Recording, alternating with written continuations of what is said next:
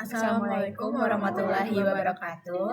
Perkenalkan, nama saya Kania Yesna Najwa dengan NIM D1041251009. Perkenalkan, nama saya Fasila Safika Rizwana Suryadi dengan NIM D10412511022. Kami akan memaparkan jurnal yang menerapkan matematika dalam bidang informatika. Jurnal yang kami ambil adalah mengenai analisis pemahaman mahasiswa informatika dalam menyelesaikan rute terpendek menggunakan algoritma Dijkstra dengan graf berbobot. Baik, pertama saya akan menjelaskan latar belakang dari penelitian ini. Jadi, dalam bidang informatika, matematika memiliki peran yang sangat penting, bukan hanya sebagai teori, tetapi juga digunakan untuk menyelesaikan berbagai permasalahan nyata yang berkaitan dengan sistem komputer. Salah satu contoh masalah yang sering muncul adalah bagaimana cara menentukan jalur terpendek dari satu titik ke titik lainnya secara efisien. Seperti ini sebenarnya sering kita temui dalam berbagai sistem, misalnya pada navigasi digital, jaringan komputer, bahkan dalam pengiriman data. Oleh karena itu, dibutuhkan suatu metode atau algoritma yang mampu menyelesaikan masalah tersebut dengan cepat dan akurat. Nah, salah satu algoritma yang digunakan adalah algoritma Dijkstra. Algoritma ini dirancang untuk mencari rute terpendek dalam suatu graf berbobot, sehingga sangat penting untuk dipelajari oleh mahasiswa informatika. Selanjutnya, tujuan dari penelitian ini adalah untuk mengetahui sejauh mana pemahaman mahasiswa informatika terhadap algoritma Dijkstra, serta untuk menganalisis kemampuan mereka dalam menyelesaikan masalah rute terpendek menggunakan konsep matematika. Selanjutnya, kita masuk ke konsep matematika yang digunakan. Konsep utama dalam penelitian ini adalah teori graf. Graf merupakan struktur matematika yang digunakan untuk menggambarkan hubungan antar objek.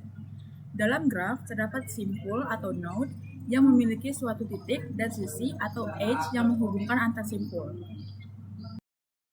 Setiap sisi memiliki bobot yang biasanya menunjukkan jarak, biaya, atau waktu. Jadi, dengan menggunakan graf, kita bisa memodelkan suatu masalah nyata menjadi bentuk matematika yang lebih terstruktur dan mudah dianalisis. Nah, selanjutnya kita bahas algoritma Dijkstra. Algoritma ini digunakan untuk menentukan jalur terpendek dari suatu titik ke titik lainnya dalam suatu graf berbobot. Cara kerjanya adalah dengan memilih jalur yang memiliki bobot paling kecil pada setiap langkah. Prinsip ini disebut dengan greedy, yaitu selalu memilih pilihan terbaik pada saat itu. Sebagai contoh sederhana, misalnya kita ingin mencari jalur dari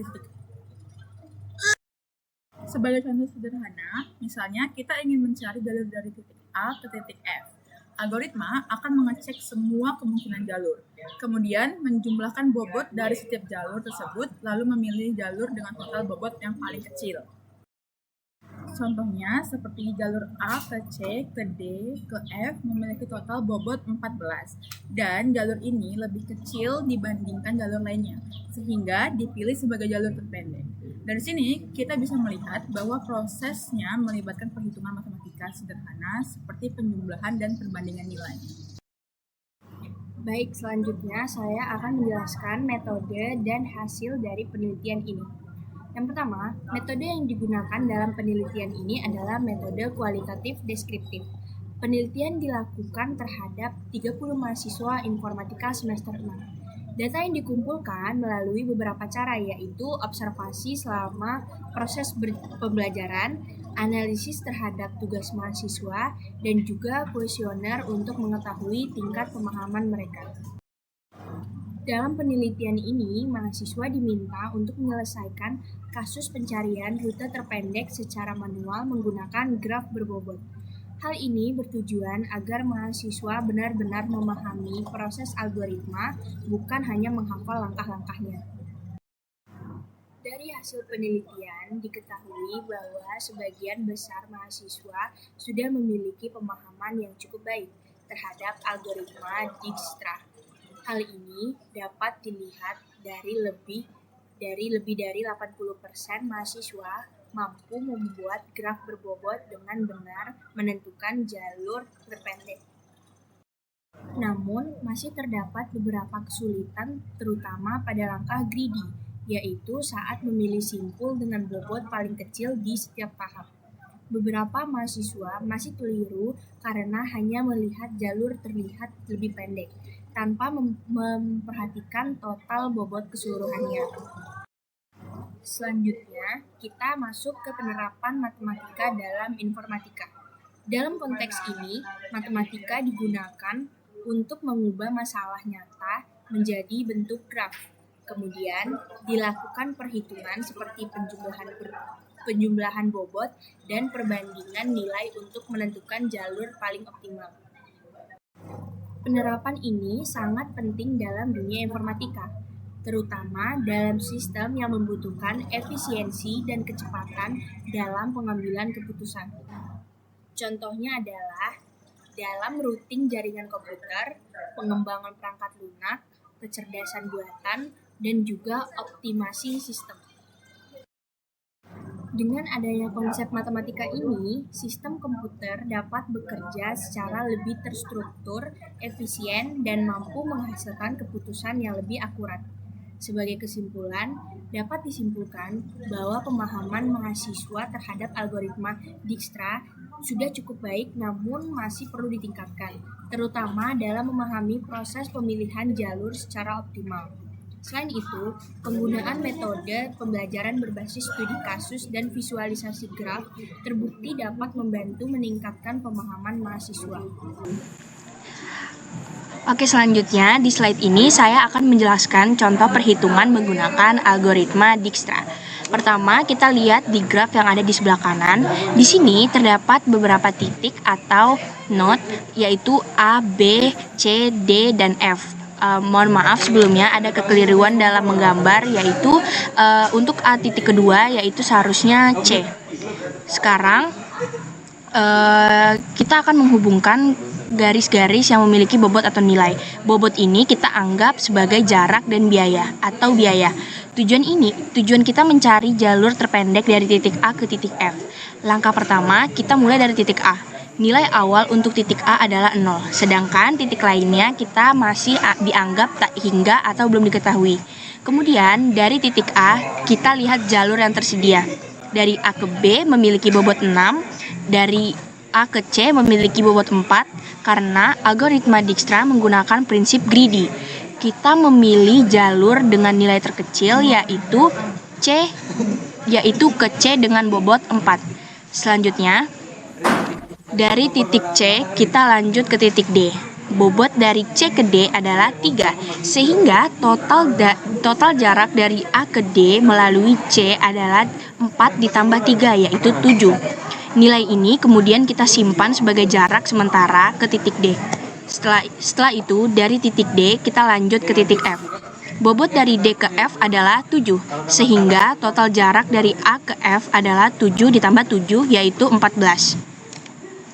Dari contoh ini, kita bisa melihat bahwa algoritma Dijkstra bekerja dengan cara memilih jalur dengan nilai paling kecil di setiap langkah, lalu menjumlahkan bobotnya sampai mencapai tujuan. Itulah cara algoritma ini menentukan jalur paling efisien menggunakan perhitungan matematika sederhana seperti penjumlahan dan perbandingan nilai. Selanjutnya akan dilanjutkan oleh Kania. Pada gambar ini, kita melihat contoh lain dari penerapan algoritma Dijkstra dalam mencari jalur terpendek. Titik berwarna kuning di sebelah kiri merupakan titik awal, yaitu titik 0. Sedangkan titik berwarna biru di sebelah kanan adalah tujuan akhir. Setiap garis yang menghubungkan titik memiliki angka yang menunjukkan bobot atau jarak antar titik. Langkah pertama, kita mulai dari titik 0. Dari titik ini, terdapat beberapa jalur yang bisa dipilih, yaitu ke atas dengan bobot 5, ke tengah dengan bobot 4, dan ke bawah dengan bobot 8. Sesuai dengan prinsip algoritma Dijkstra, kita memilih jalur dengan bobot paling kecil terlebih dahulu, yaitu jalur ke tengah dengan bobot 4. Kemudian, dari titik tersebut, kita lanjutkan ke titik berikutnya. Dari titik tengah ini, ada jalur ke kanan dengan bobot 5, sehingga total jarak sementara menjadi 4 ditambah 5, yaitu 9. Namun, kita juga tetap mempertimbangkan jalur lain yang mungkin lebih pendek. Misalnya dari jalur atas, jika kita ke atas dulu dengan bobot 5, lalu ke kanan dengan bobot 7, totalnya menjadi 12. Sedangkan dari jalur bawah, jika kita ke bawah dengan bobot 8, lalu ke kanan dengan bobot 10, totalnya menjadi 18. Dari perbandingan tersebut, kita bisa melihat bahwa jalur melalui tengah lebih kecil, yaitu 9. Selanjutnya, dari titik yang memiliki jarak paling kecil tersebut, kita lanjutkan ke titik tujuan. Misalnya dari titik tengah ke titik akhir melalui jalur atas dengan bobot 9, sehingga totalnya menjadi 9 ditambah 9, yaitu 18.